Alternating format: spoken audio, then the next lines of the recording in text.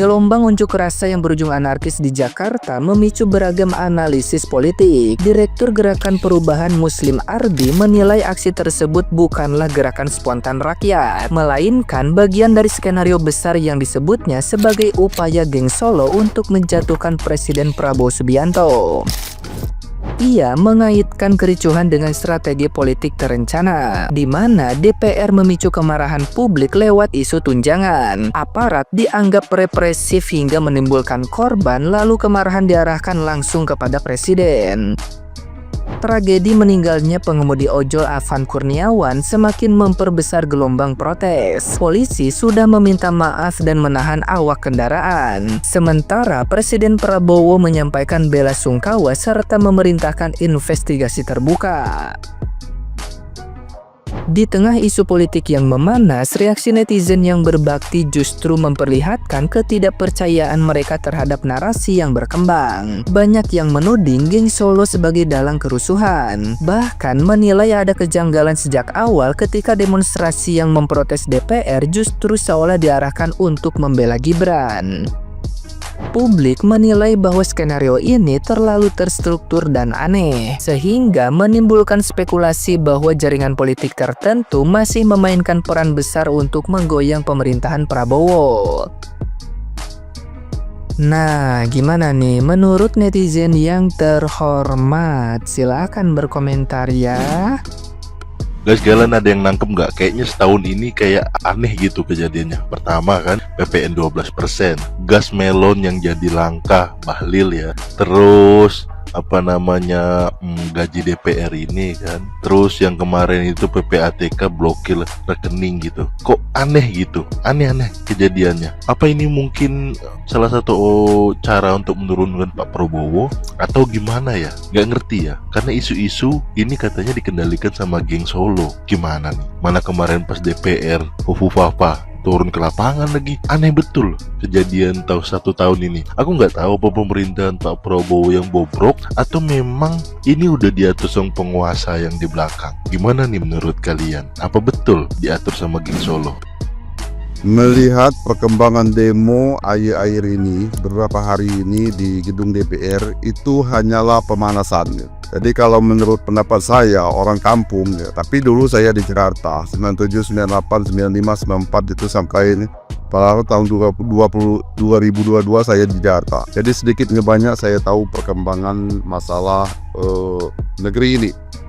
Jadi demo itu cuma sekedar pemanasan. Karena kita telusuri, awal-awalnya Bapak Jokowi minta 3 periode. Karena konstitusi kita tidak memungkinkan, maka dipaksalah merubah undang-undang, merubah konstitusi. Jadilah Gibran bisa calon dan bisalah mereka berpasangan dengan Bapak Prabowo. Dan sekarang karena memang rakyat menuntut Gibran itu untuk mundur, terjadilah petisi pensiunan jenderal itu meminta pemakzulan Gibran. Nah, karena mereka takut nanti pemakzulan Gibran ini didahului oleh DPR dan MPR, maka sekarang mereka mendahuluilah demo-demo besar ini. Nah, kemudian setelah demo ini, saya yakin Bapak Presiden dipaksa untuk mundur. Bapak Presiden dipaksa untuk mundur. Kalau Presiden mundur, otomatis yang maju wakilnya. Tercapai sudah. Apa yang geng Solo itu maksudkan, apa yang kehendak Jokowi itu, apa kehendak oligarki itu. Coba kalian perhatikan sekarang. Di media-media sosial itu ya, di media-media sosial itu banyak sekali akun-akun termul itu. Akun-akun termul, kemudian buzzer-buzzer itu banyak sekali. Termasuk nanti yang akan menyerang di akun saya ini. Kita perhatikan, buktikan sendiri kalau tidak percaya. Siap-siap akan ada wacana keluar, ini ulah geng Solo. Aduh, selalu mencari kambing hitam terus. Selalu Pak Jokowi yang disalahkan terus. Udah kayak ini ya, teh botol sosro, apapun makanannya, minumannya tetap teh botol sosro. Jadi apapun masalahnya, tetap salahnya Pak Jokowi. Aduh. Tuh, lihat aja ntar. Ada nih wacana nih. Ini adalah ulah dari geng Solo. Ya, mata batin saya melihat itu. Jadi sasarannya selalu Pak Jokowi, Pak Jokowi, Pak Jokowi terus. Kenapa sih? Gitu loh. Susah move on ya. Saking cintanya sama Pak Jokowi itu mereka semua. Ya Allah. Udahlah. Jadi jangan mencari kambing hitam. Selalu disalahkan Pak Jokowi dan keluarganya. Ada wacana, ya kan? Bahwa orang nomor 2 ini ingin melengsarkan orang nomor 1 supaya naik. Karena ini adalah ulah dari geng Solo. Pasti ini ada wacana seperti ini, ya kan? Ya, sekali lagi buat kalian semua yang berusaha mencari mengkambing hitamkan, menyebut-nyebut nama Pak Jokowi sebagai ulah masalah yang terjadi di negeri ini. Lihat kalian, akan jatuh dengan sendirinya. Kalian itu akan jatuh dengan sendirinya, ya. Jadi, satu kali kalian menghajar Pak Jokowi, kalian dapat 10 kali hajaran dalam semesta ini. Lihat aja nanti. Pegang omongan saya. Jangan cari masalah lah. Jangan selalu mencari kambing hitam, menyalahkan Pak Jokowi yang sudah selalu diam, tidak melawan. Gue berasa empati gue tuh lagi tergunjang-gunjing di tengah-tengah chaos anjing ini. Tapi at the same time gue kayak, let's freaking go rakyat. Ini yang harusnya lo lakuin. Jadi kayak udah lo gak perlu nunggu pemerintah kasih sanksi ke ini koruptor. Udah kita aja langsung turun tangan, beresin ini semua, ngejar tuh rumah dia. Basically kita tidak mencuri, tapi memperjuangkan hak kita kembali. Jadi dari rakyat untuk rakyat. Gue ingin mengapresiasi kita semua karena kita udah lebih pinter, gak gampang terprovokasi kayak tahun 98 dulu gitu kan. Orang tidak bersalah malah disalahin, malah bawa agama, bawa ras gitu, padahal yang ngelakuin juga siapa gitu ya. Nah tapi kali ini kita kayak ya udah, itu narasinya, skripnya itu sama aja dari tahun ke tahun. Mungkin karena yang bikin narasinya itu udah pada tua-tua kolot gitu ya, udah puber kedua, kayak nggak ngerti kemajuan zaman, masih nggak bisa adaptasi gitu loh sama gameplay zaman now, nggak kayak negara-negara yang lebih maju gitu ya, udah bisa adapt sama AI atau Gen Z.